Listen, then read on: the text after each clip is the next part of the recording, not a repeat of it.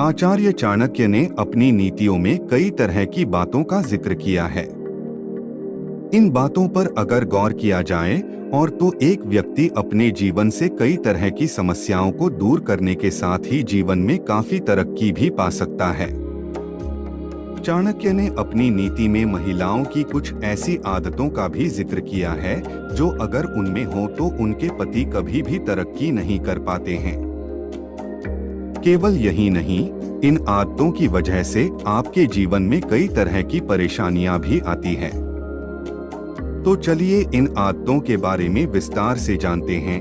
एक, देर तक सोने की आदत। चाणक्य नीति के अनुसार अगर आपकी पत्नी में सुबह देर तक सोने की आदत है या फिर शाम के समय बिस्तर पर लेटकर बिताने की आदत है तो आपके घर पर दरिद्रता आने की पूरी संभावना होती है।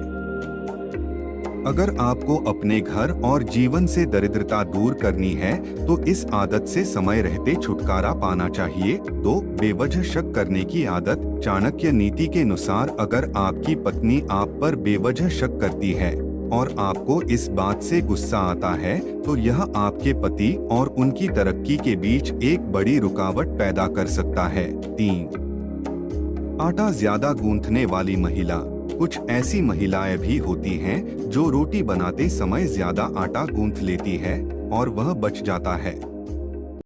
इस आटे को वह बाद में रोटी बनाने के लिए इस्तेमाल करती है। अगर आपकी पत्नी ऐसा करती है तो सुख समृद्धि का विनाश होता है।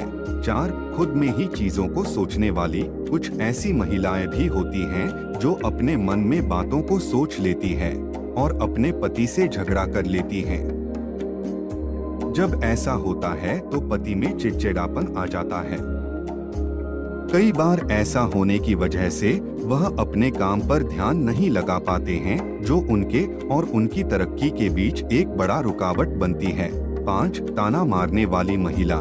कई बार पत्नियां अपने पति की छोटी मोटी गलतियों पर भी उन्हें ताना मारने लगती हैं। ऐसा करने की वजह से जो पति होता है वह निराश हो जाता है।